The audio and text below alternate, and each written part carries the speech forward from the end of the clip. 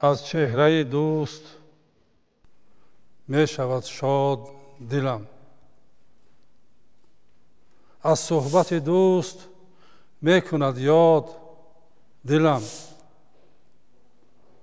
آشفته و آزرده بود گر نفس، از صحبت دوست گردد آزاد دلم. در مظهر هستی تا نهادند مرا، از هرچی میسر است دادند مرا. با داده و ناداده بس شکر، ولی عشق است و سخن داد خداوند مرا. از جام سخن جان و دلم سرمست است،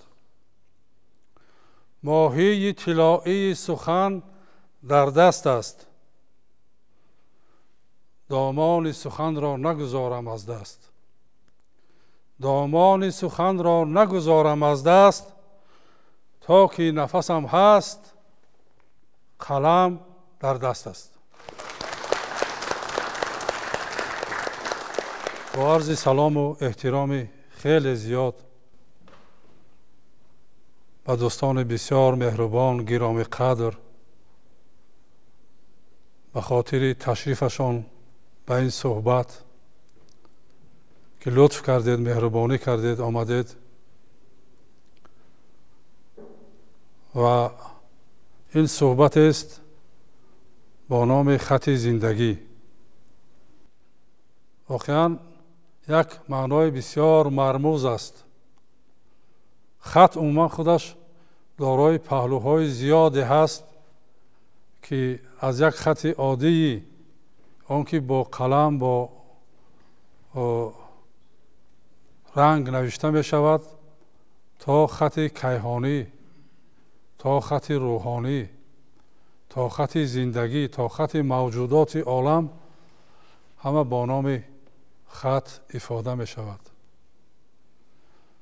و خطها در دنیا بسیار هستند، بسیار گوناگون هستند. خطهای کف دست است، خط پیشانی هست، خط تقدیر است. خطهای ناعیان هستند که به هر سوی کائنات کشیده می شوند. و در جبین من خط بنوشته است، کو زباندانی که افشایش کند. خط جبین هیچ کس خوانده نمیتواند، لیکن در جبین هر کدام ما یک خط با سر و اسرار خیلی زیاد ثبت گشته است. ای بخبر از سیر خط پیشانی، بیهوده الفبای دیگر میخوانی. هرچند که عاجزی تو از خواندن آن، زین خط برون مشو که در میمانی. واقعا خط پیشانی خط تقدیر است، خط قسمت است. انسان خودش یک موجود بسیار معما-انگیز است، بسیار نامفهوم است.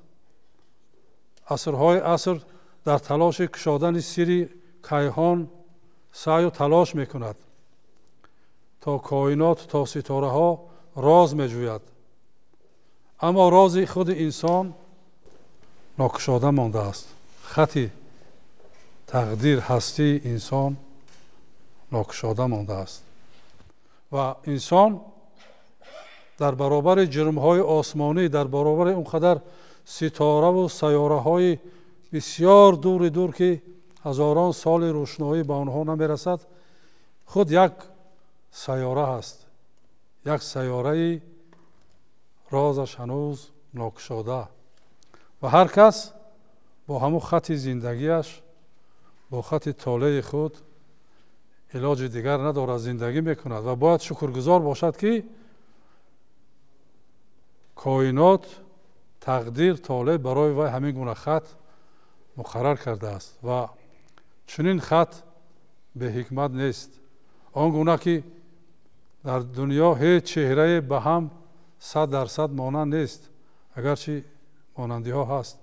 همون گونه خط کف دست، خط پیشانی، هیچ یکی از 7 و 8 میلیارد انسان روی زمین به هم مانند نیست. аз ҷумла хати зиндагии ин ҷониб ҳам. хати зиндагии ин ҷониб рӯзи 10 апрели соли 1950 рӯзи душанбе соати тақрибан 8:30 дар деҳаи бо номи Аскалон оғоз ёфт. аз ҳамунҷа дар ҳамун гузаштаи дур хати зиндагии ман оғоз ёфт. ҳарчанд ки мегӯянд хати зиндагии инсон хеле пештар аз таваллудаш дар батни модар оғоз мешавад. зодгоҳи ман Аскалон ном дорад ва ростӣ ки ман ҳар вақте қишлоқи тиллоӣ устод Мирсаид Миршакарро мехонам ё ба ёд меорам, ҳамун Аскалони худамон ба ёдам меояд. гумон мекунам қишлоқи тиллоӣ ҳамин дунё ҳамун деҳаи мо аст, ҳамун деҳаи мо буд. ҳарчанд ки номаш каме ноошно ҳаст, номи хеле қадим аст. номи яке аз тоифаҳои орёии хеле қадим аст, ки ҳам дар Тоҷикистон ҳамин хел деҳа ҳаст, ҳам дар Афғонистон ҳамин хел деҳа аст, ҳам дар Иордания буд, дар ҳудуди Иордания буд, ҳоли дар ҳудуди Исроил гузаштааст. деҳае бо номи Аскалон ҳаст, ки Геродот дар китоби таърих, яъне 500 сол пеш аз солшумори 2500 сол пеш аз ин аз Аскалон ёд кардааст. бачагии ман, кӯдакии ман, тифлии ман дар ҳамин деҳаи биҳиштӣ гузашт ва воқеан як деҳае буд, ки ман ҳамеша ёд мекунам то вақте ҳастам, бо боду ҳаво, бо мардумаш, бо боғу киштзораш, бо чашмасораш, воқеан як қишлоқи тиллоӣ буд. мактабро дар ҳамун ҷо хондам, 2 сол синфи 1 хондам, 2 сол синфи 4 хондам, синфи 6 و 7 нахондам, 1 сол синфи 8 хондам. аз бас ки деҳаҳо муҳоҷир мешуданд, ҳамон вақт зуд талабаҳо кам мешуданд аз ин синф ба он синф. масалан вақте деҳаҳои моро муҳоҷир карданд, дар синфи 8 ҳамагӣ 2 нафар монд, маро аз синфи 6 гирифтанд, 8 гузаронданд. хуб ҳамин хел хондем, лекин муаллимо бисёр сахтгир буданд, бисёр талаб мекарданд аз талабаҳо, то ҷое ки ман ҳамун синфҳои 6 و 7 нохондама дар синфи 8 аз бар кардам. баъди хатми мактаби деҳа ба омӯзшгоҳи омӯзгории шаҳраки Навобод омадем. баъди хатми ӯ ба донишгоҳи омӯзгории шаҳри Душанбе омадем. ва бояд бигӯям, ки аз бас ки падарам аҳли илму адаб буданд, раҳмати худшон менавиштанд, дар 16 солагӣ яке аз муаллимони нахустини водии Рашт буданд. дар 21 солагӣ мудири шуъбаи маорифи ноҳияи Ғарм буданд ва китобшон аз соли 1913 бо номи аз барои ёдгорӣ нашр кардем. ҳам табиб буданд, кадом гиёҳҳо барои кадом бемориҳо даво ҳастанд. ҳамин гуна як инсон буданд ва барои ба шеъру ба илму адаб рӯ овардани ин ҷониб ва тамоми аҳли хонаводаи мо, бародарону хоҳаронам, саҳми он кас бисёр баланд аст ва метавонам бигӯям, ки нахустин устоди ман падарам буд. ҳамеша кӯшиш мекарданд мо китоб хонем, шеър хонем. масалан хоҳиш мекардам, ки барои ман он вақт дар деҳа на роҳи мошин буду, на барқ буду, на радио, на телевизион. дилхушии мо ҳамин велосипед буд, дучарха буд. хоҳиш мекардам, ки барои ман велосипед гиранд. мегуфт агар як достон аз шоҳнома аз ёд кунӣ, дар як ҳафта майлаш як дучарха мегирам. маҷбур аз ёд мекардем, соҳиби дучарха мешудем. боз соат хоҳиш мекардем, бо як достони дига мегуфтанд. хуб бе соату бе дучархаам супориш медоданд, ки аз ҳофизу аз саъдию аз фирдавсию дигарон шеър аз ёд кунем. ҳамин гуна мо меҳри шеъри шеърҳои нахустини мо дар ҳамон вақтҳо дар деҳа ҳангоми мактабхониҳоамон навишта шуданд ва дар ёдам ҳаст ки 12 апрели соли 1961 дар хона ҳамроҳи бародарон хуб қобил мекардем ки як ҳамсоя омад ки падарам аҷиқ зад ки радио дошт вай. кадом чизе мегӯянд дар радио ман намефаҳмам, равем гӯш кунем. баъди тақрибан ним соат падарам омад. мо оли кӯдак ҳастем, коиноту ба коинот парвоз кардана намедонем, фаҳмон ки инсони нахустин Гагарин ба коинот парвоз кард. баъд фаҳмид ки мо намефаҳмем, фаҳмон ки кураи замин аст, аз инҷа берун парвоз кардан имкон надорад, лекин инсон ба коинот парвоз кард. ҳамун шабу рӯз мо пионер будем, оҳанпора мевондиштем барои мактаб ва як шеъре навишта будам ки хай кӯдакона буд, лекин ду мисрааш деёдам аст ки Гагарин парад ба коинот, пионерон ҷамъ кунанд фулузот. хуб, деёдам ҳамин мондааст. лекин то он вақте ки то донишгоҳи омӯзгорӣ дохил шуданд, шеърнависимонро пинҳон мекардем, ба ҳеҷ кас нишон намедодем. ва вақте инҷо дохил шудем, дар инҷо маҳфили адибони ҷавон будааст. устоди Шодравон, Тилло Пӯлодӣ сардори ҳамон маҳфил буданд ва қоидаҳои шеъру шеърхонӣ, шеърнависиро бори аввал ҳамон кас ба мо ёд доданд. бисёр як устоди меҳрубон, ғамхор буданд, самимона кӯшиш мекарданд ки шогирдонашон як чиза ёд гиранд.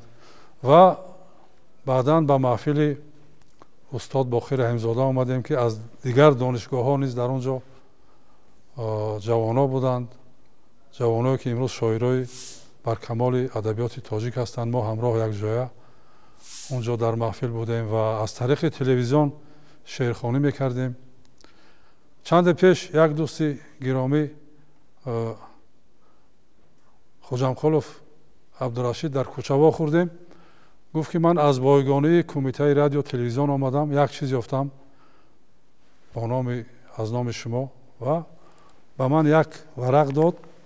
як варақе дод ки бисёр фусурдаю бисёр хатош нохоною бисёр санаи таърихшам хеле кӯҳна. инҷо як шеъри ман будааст. инҷо навишта ки барои 17 майи соли 1969 дар телевизион сармуҳаррир Боев, Ше Боев ба филм Шоҳин Боев, муҳаррир Равшан Ёров.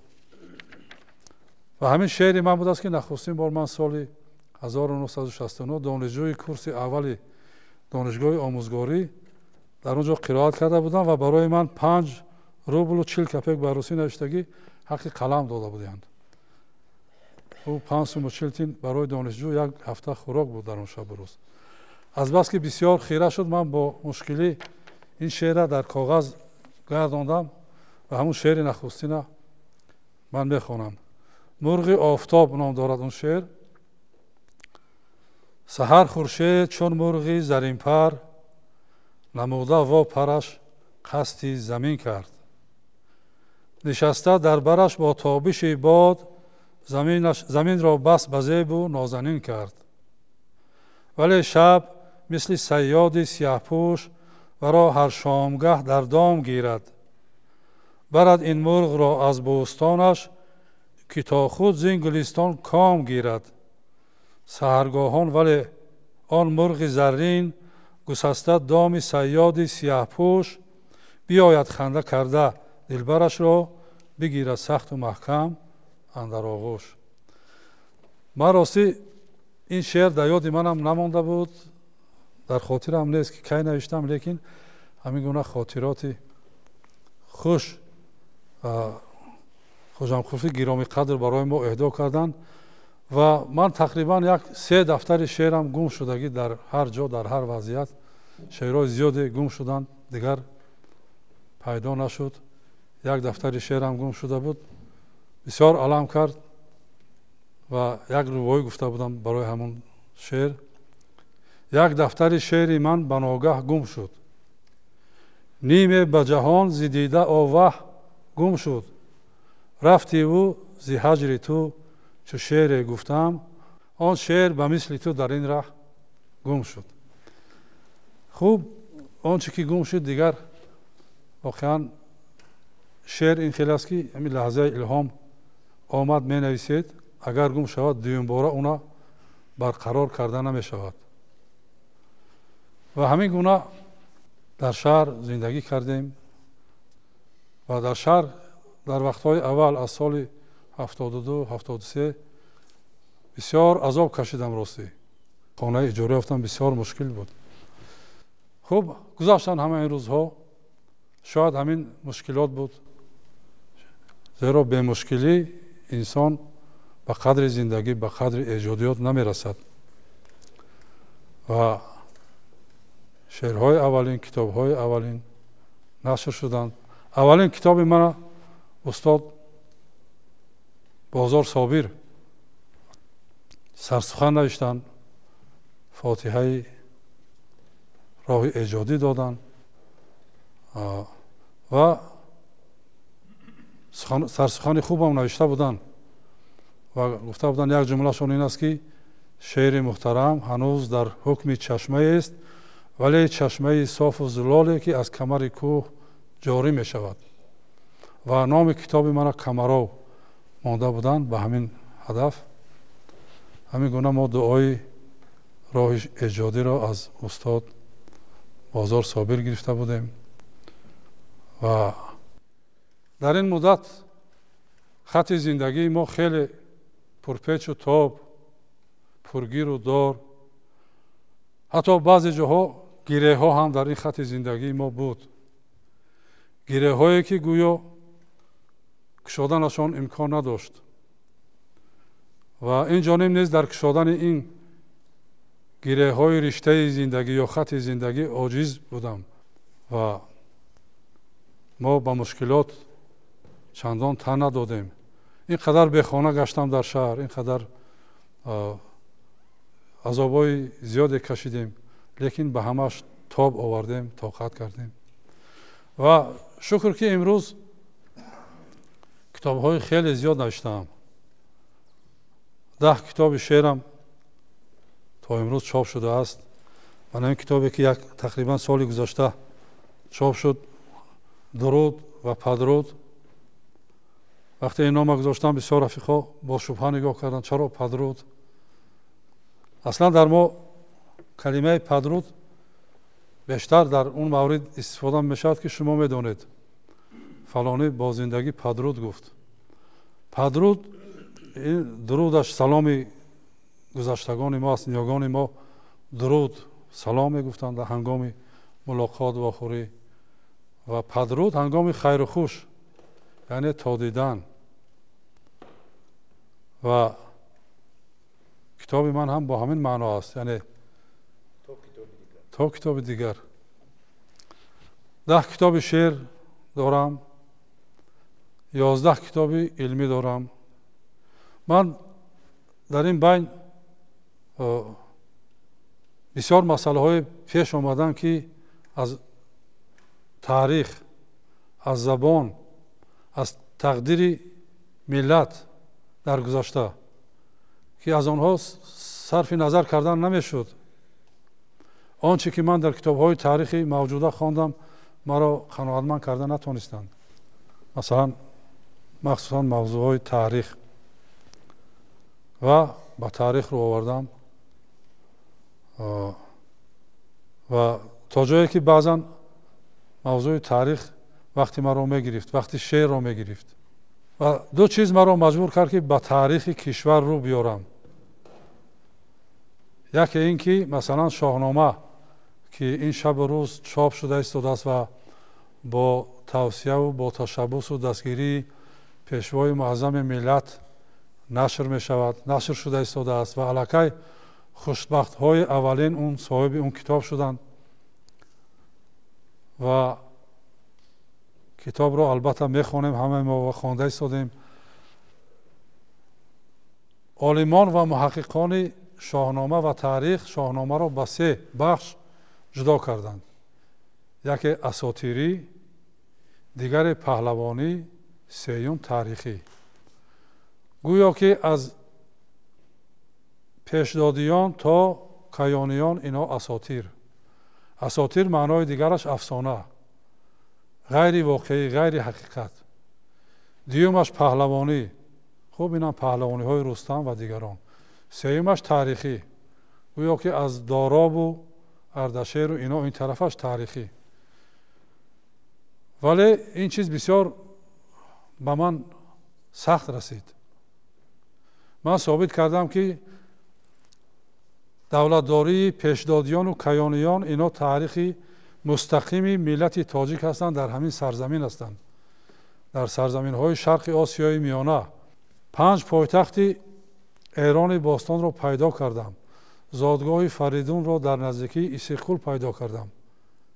модоме ки шоҳе ки зодгоҳаш маълум аст, падару модараш маълум аст, маркази давлаташ маълум аст, оне ки эрони умумиро ба 3 бахш ҷудо кард, ба фарзандонаш дод, ҳудуди он давлатҳо маълум аст, ё ҷамшед ё гӯштосп, пойтахтошон маълум аст, саргузаштон маълум аст. куҷои он асотир аст, куҷои он афсона аст. албатта ҳар як асари таърихӣ ва бадеӣ як муболиға дорад. эҷодкор ҳақ дорад ки ҳангоми тасвири воқеа муболиғае илова кунад, як рӯйдоде илова кунад барои ҷолиб шудани он асар. лекин ин маънои онро надорад ки ин асотир аст, дурӯғ аст. ориёиҳо аз даври ҷамшед то имрӯз 7000 сол таърих доранд, балки зиёдтар аз он аст. дар ин 7000 сол оё қаҳрамоне надоштанд, шоҳе надоштанд ки воқеӣ ки онро тасвир кунанд, ки мебофтану хаёлӣ эҷод мекарданд. ҳамин чиз ба ман таъсир кард ва ман китоби эрони гумшударо навиштам. ҷилди якумаш чоп шуд, дуюмашам чоп мешавад ва собит кардаам ки ин шоҳон, давлатдории пешдодиёну кайёниён ино воқеӣ ҳастанд. дар бахши тарҷума низ 3 китоб дорам. дар бахши забон сарнавишти вожаҳо китобе дорам. ва бояд бигӯям ки барои тамоми муносибатҳое ки дар ҷумҳуриямон рӯйдодҳои муҳиме ки аз ҷониби пешвои муаззами миллат, аз ҷониби ҳукумат, ҳам чорабиниҳои дохилии кишвар буданд, ҳам чорабиниҳое буданд дар сатҳи байналмилалӣ буданд, ин ҷониб як чизе навишта будам. яъне хостам ҳамовозӣ кунам, ҳамраъӣ кунам ба он ташаббусҳои бисёр наҷиби пешвои миллат ки барои миллати мо хеле заруранд. дар ҳамин шабу рӯз, дар ҳамин шабу рӯзе ки таърихрабоён, таҳрифгароён хеле зиёд ҳастанд. арзишҳои миллиро мо бояд эҳтиёт кунем. бояд тамоми зиёён, тамоми миллат дар пайи нигоҳдории арзишҳои ниёгони азизамон бошем. ташаккур. суҳбат аз он оғоз карданӣ ҳастам ки бо муҳтарам ҳотам мо дар як давра аз соли 69 то 73 дар донишгоҳи омӯзгории Тоҷикистон ки пеш институти педагогӣ ба номи Тарас Григорьевич Шевченко буд, дар факултаи таъриху филологияи тоҷик таҳсил мекардем. ва аз ҳамун давра мо хотираҳои хеле зиёди давраи донишҷӯии худамона пеши назар доим мебиёрем ва аз ҳамун кайфияти он давраҳои донишҷӯӣ беҳтарин ва ширинтарин лаҳзаҳо дигар ҳеҷ вақт дар ҳаёти инсон намешавад. лаҳзаҳои пахтачиниву лаҳзаҳои масалан чорабиниҳое ки дар он давра дар факултет рух медод ва он устодони забардасте ки ҳозир хотиррасон карданд муҳтарам, ва мо бисёр миннатдор аз ҳамун устодо ҳастем ки моро ба ҳамин дараҷаҳо оварда расонданд. ва ҳамин лаҳзаи донишҷӯӣ ҳеҷ вақт аз хотири ҳеҷ каси мо намеравад. ва аз ҳамун давра мо бо устод ҳам ақди бародарӣ дорем ва ҳам دوستی داریم و هم مناسبت ایجادی هم داریم که در هر یک چاره‌بینی که پیشکش می شود ما از ایجادیات استاد استفاده میبریم. از استاد معلم من اینجا معاونی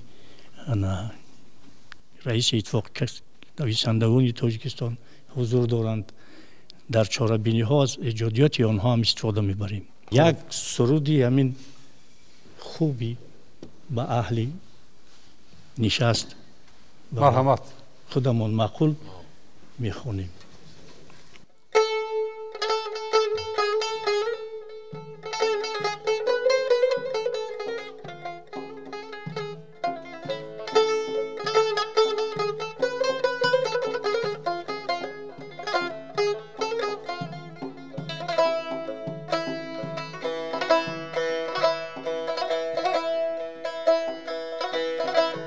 دل در سریان نرگیسی مستانه شد آخر،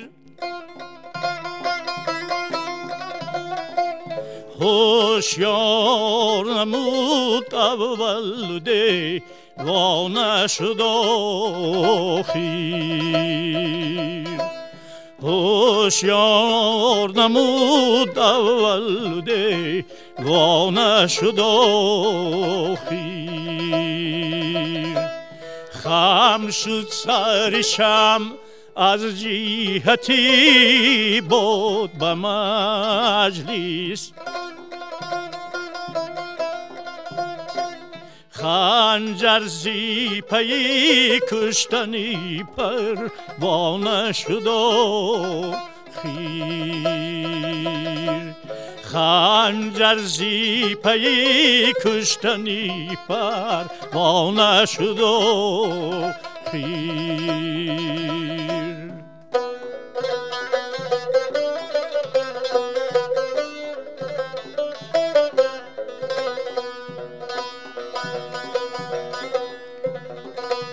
آن شوخ که عمرم همه شد صرف وفایش،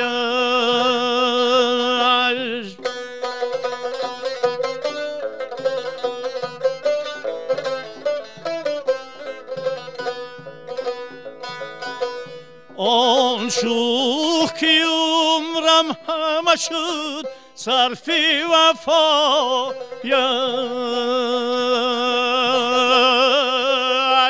از عاشق خود بهر چی بیگانه شد خیره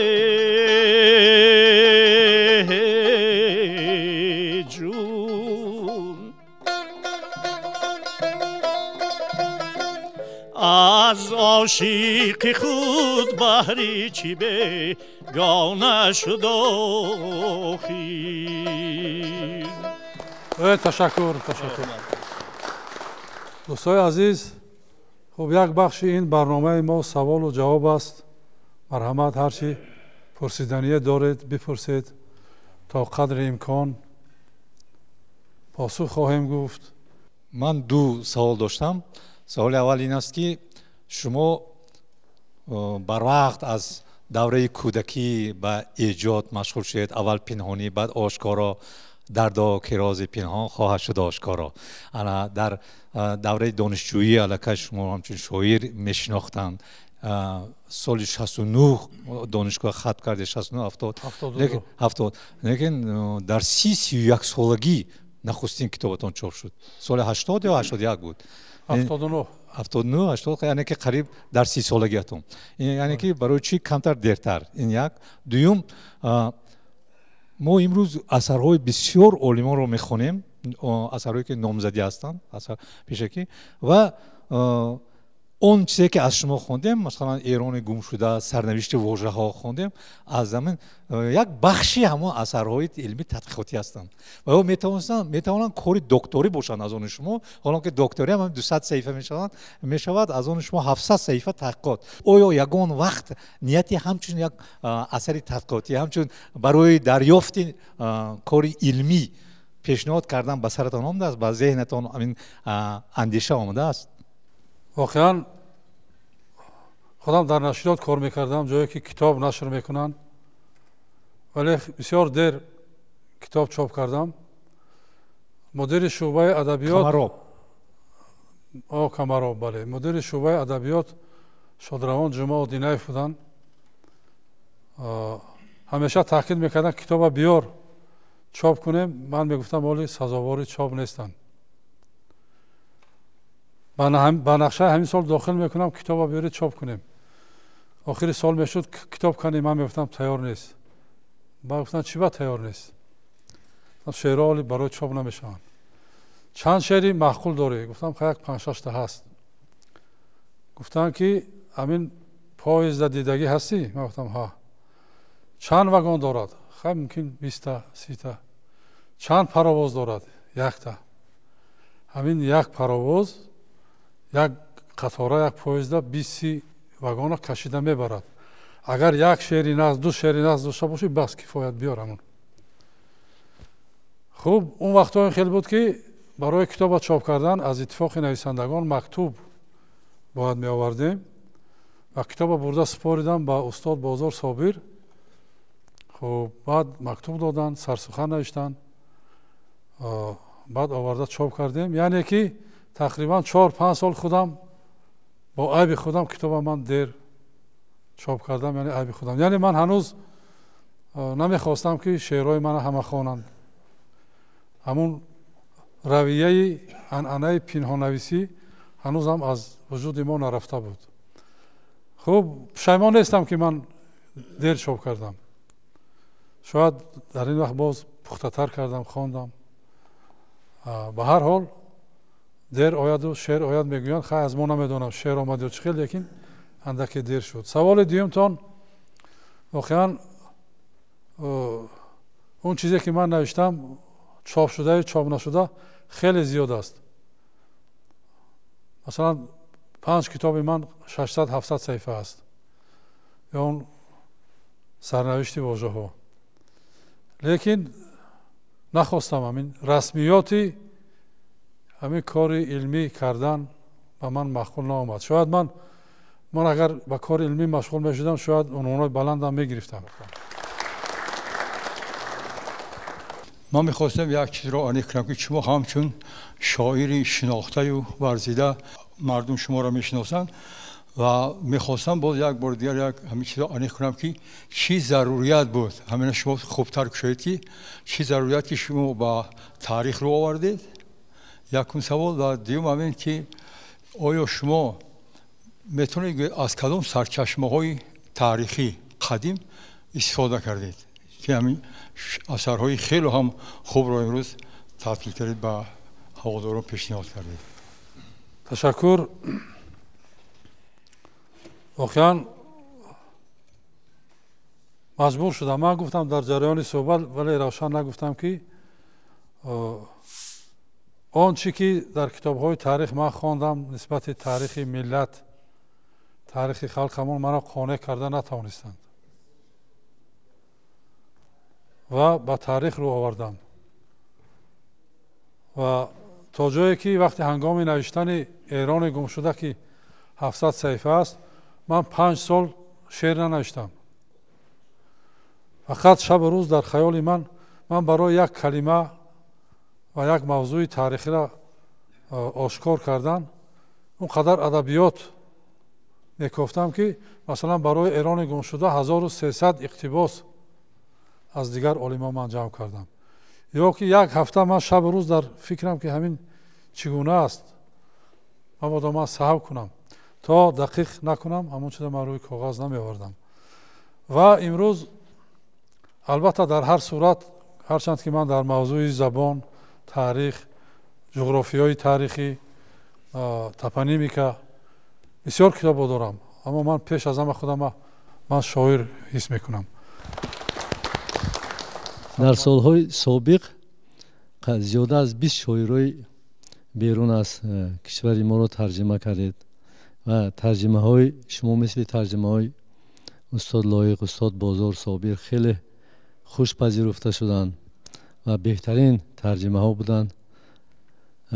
چرا امروز بیشتر به ترجمه یا که وقتتون کمتر توجه میکنید؟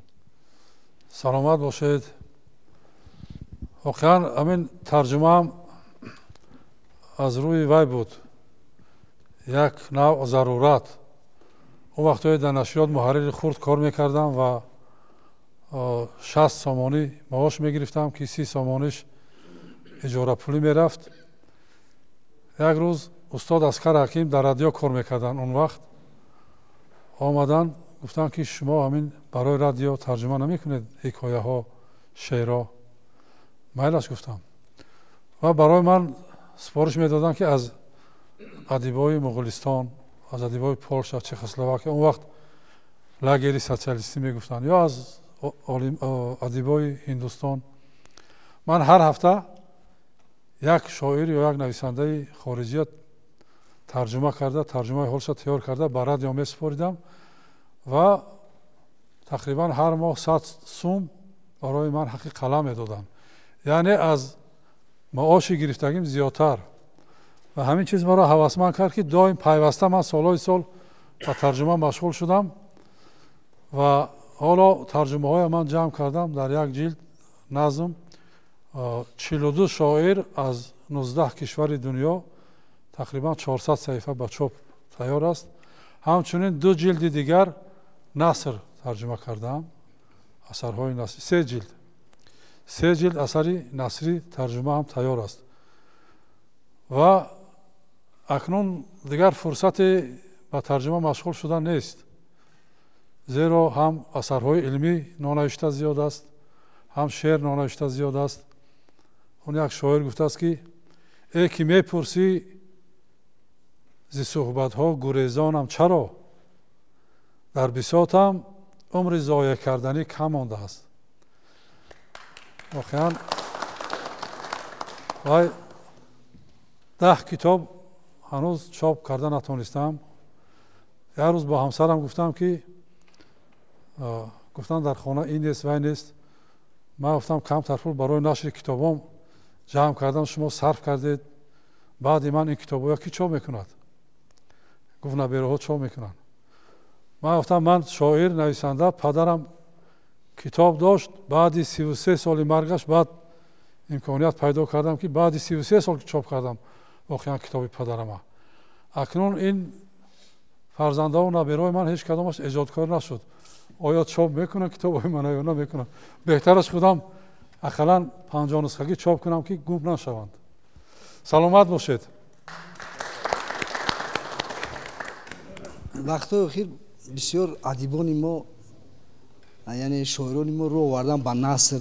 مثلا استاد عطای میرخواجه رمانی خیلی زیبا نوشتن، استاد محمد غویی و عبدالحمید صمد. میشه همین خیلی شما میتونید که اون اثرهایی که شما مینویسید اثرهای تاریخی، مثلا روایت و قصه های خیلی دلانگیز است، مثل همون کوی قاف و مثل آبهایی که هست، درباره آبهایی که وقشون زمین بود و در این درباره آبها نوشتید. شما نمیخواید که همین رمان قصه نویسید، برای که خب موضوع شما خیلی موضوع جالب واضح شما وای کرده شدین، مطرح میکنید، موضوعهای زیبا رو پیشنهاد میکنید و اون اثرهایی که از قهر اثرها شما میبردارید و پیشنهاد مردم میکنید، بسیار اثرهای علمی و خیلی با تعدادی کم چاپ میشوند. آیا در اندیشه اون هستید که رمان قصه هم تالیف کنید؟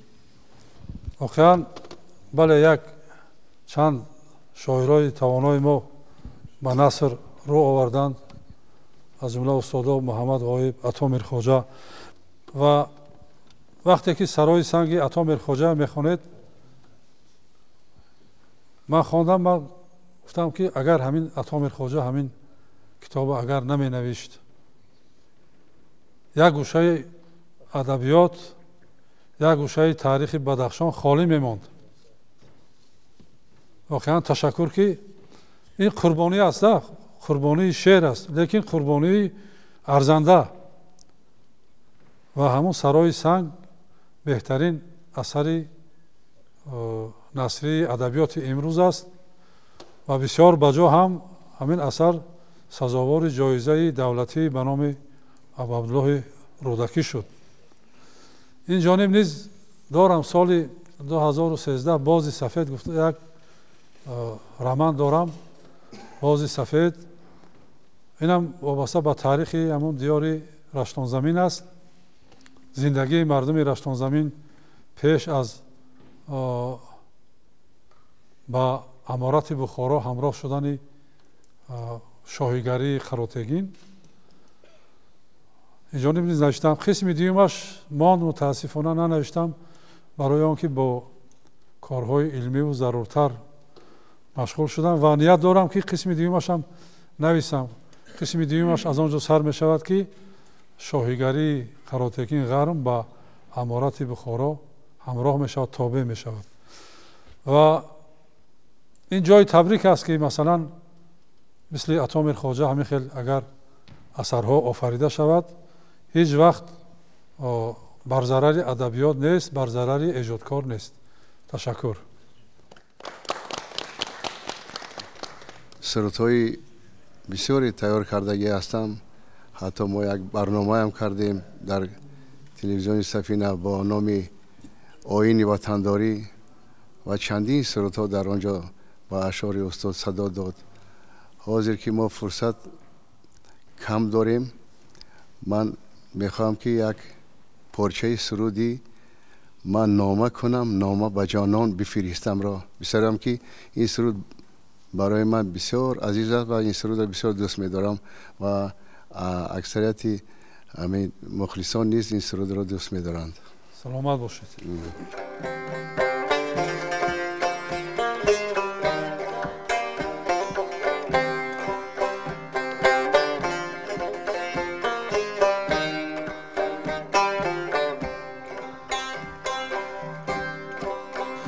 من نامه کنم، نامه به جانان بفرستم.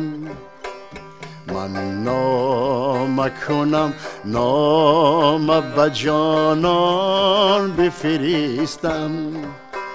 با بوسه بریان لب خندان بفرستم. با بوسه بریان لب خندان بفرستم. این عشقی که در کنج دلم بود و نخفتم، این عشقی که در کنج دلم بود و نخفتم. پندار که آتش به نیستان بفرستم. پندار که آتش به نیستان بفرستم.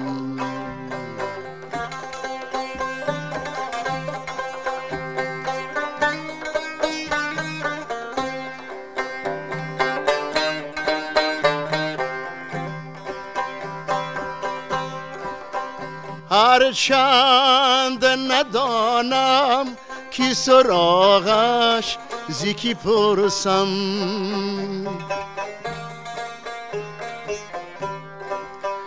هرچند ندانم که سراغش زیکی پرسم. من نامه ولی سوی بدخشان بفرستم. من نامه کنم، نامه به جانان بفرستم.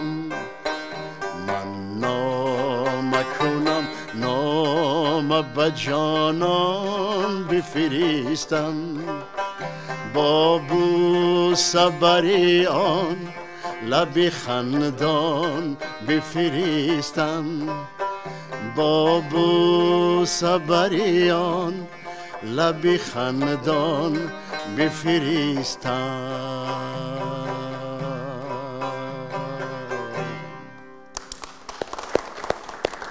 اینجا نبیره من شفیقه ششتن یک شعر بخوان از من بخونن. ای دوشنبه شاد زی و شاد باش، تا ابد فرخنده و آزاد باش. تاجیکان را خانه ای آباد باش، ای دوشنبه در دل و در یاد باش. شهری بخت و پایتختی تاجیکان، دستگیری روزی سختی تاجیکان. تاج و تخت و رخت و بختی تاجیکان، ای دوشنبه در تا ابد آباد باش. ای مقامی لفظ شیرینی دری، نامبرداری کلامی مادری.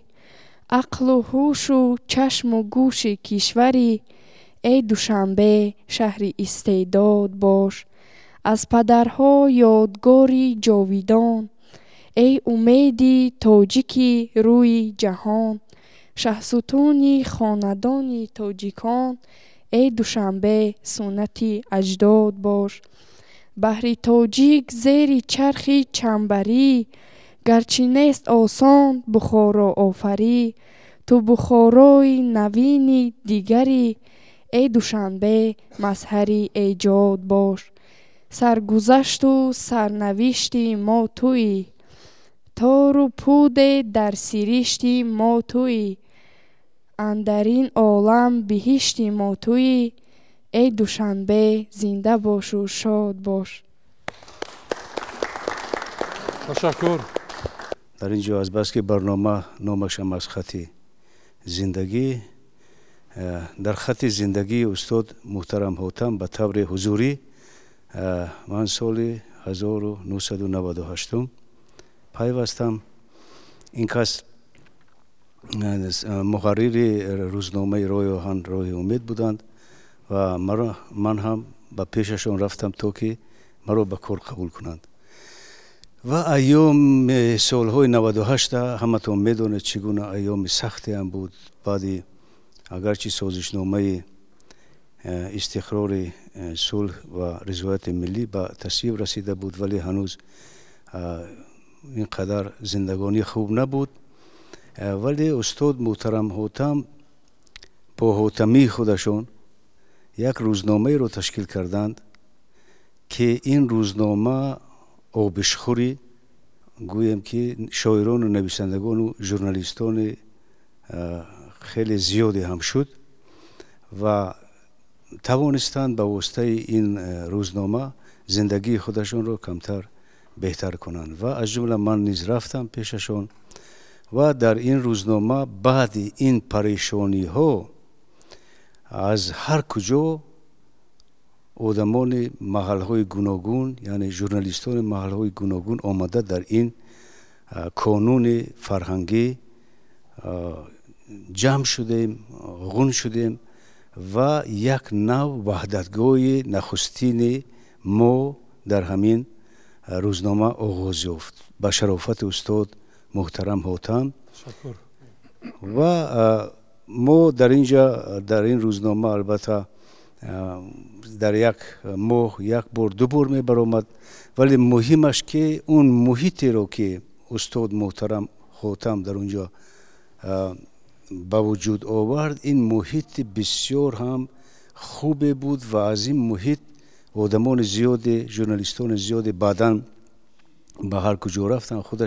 خود استاد محترم حاتم از این روزنامه به شورای عالی رفتن، در اونجا سردار کاتبات شدند. خب بنده نیز بعداً به این روزنامه رو تکمیل دادم، به روزنامه نقلیات آوردم. این روزنامه نقلیات خوشبختانه کار میکند، چندین نفر در اونجا رزق روزی خودشون رو پیدا میکنند و همین طور این روزنامه گویا که یک گویم که آزمایشگاه ما بعد همین پریشانی ها شده بود و ما در اینجا جمع آمدیم و یک وحدت سرای رو به وجود آورده توانست استاد.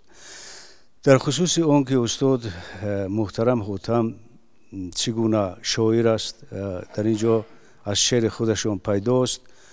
خوشبختانه استاد محترم حاتم از زمره شاعرانی است که دربارهشون اگر نگویند هم شعرشون خودشون رو معرفی میکند. بار استاد محترم حاتم برای من یک حکایه عجایب کردند. من قشلاقشون رو البته خودشون رو ندیدم، ولی وقتی که همراه سفر رشت کرده بودیم نشان دادن در بالای یک دامنه کوه یک جای سبز قشلاقشون و گفتن که وقتی که بار اول من به دوشنبه رفتم از این قشلاق به خب دانشکده آموزگاری در وقتی که خب در اون دوره هنوز جوان ها چقدر کودک پدر و مادر در یادش میزند بسیار پزموم می شود و البته استاد محترم حاتم نیز استثنا نبودند و در همون زمستان یعنی در تعطیل زمستانه از همین دوشنبه پای پیاده می روند به غرم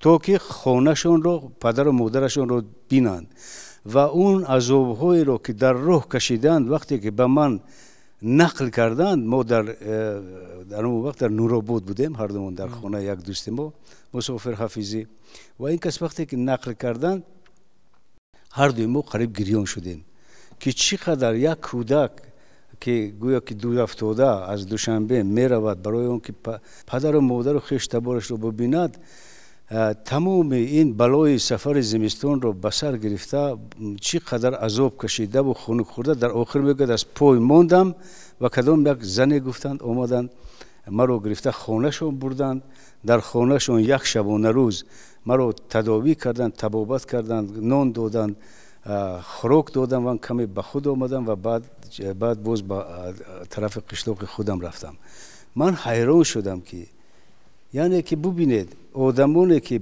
با پدر و مادر خودشون آدمانی که با قشلاق خودشون با دهه خودشون همین قدر محبت دارند همین قدر محبت دیگر به وطن دارند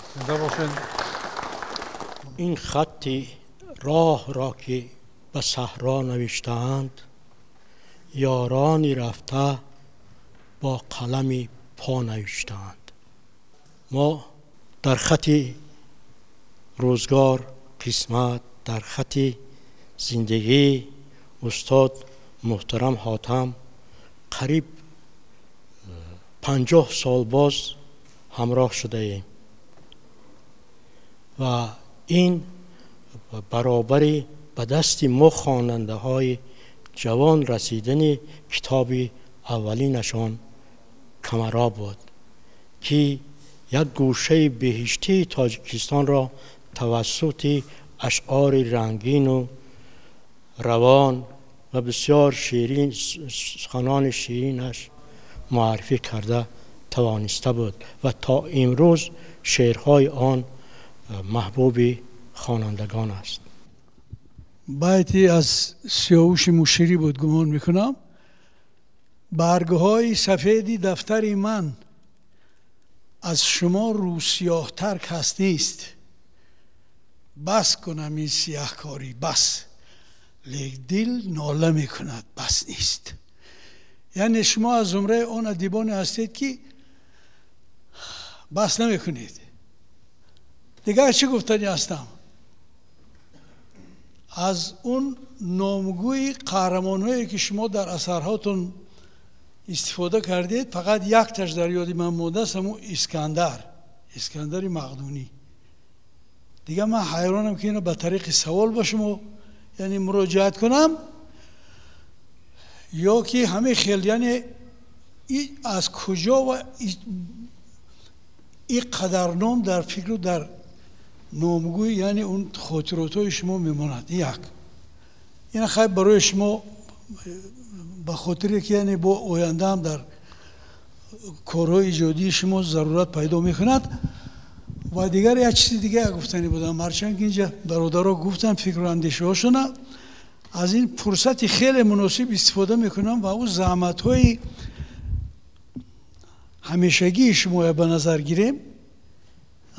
شما یعنی که ایرانی گم شده گفتید، پامیری گم شده، با کجا هندی گم شده و من بسیار میخواستم که همین محترم گم شده نشود. دوستای عزیز، از یکایک شما بار دیگر عرض سپاس و احترامی خیلی زیاد میکنم که آمدید به این صحبت به خاطر این جانب به خاطر بنده وقتی خود را دریغ نداشتید و من خودم از شما قرضدار حساب میکنم. یعنی قرض من در نزد شما این است که باز هم به باوری شما سزاوار باشم و چیزهایی بنویسم که برای خلق و ملتمان лозим бошанд, зарур бошанд барои баланд бардоштани эҳсоси ватанпарварии ҷавонон, барои баланд бардоштани ҳуввияти миллӣ кӯмак карда тавонанд. ман қарзи худам дар ҳамин чиз медонам. мо имрӯз бояд ки бо пешвои муаззами миллатамон ҳамсафу ҳамқадам бошем барои ободии ватани азизамон, барои боз ҳам зебову шукуфотар шудани кишвари азизамон саъю талош кунем. ташаккур. хуш омадед.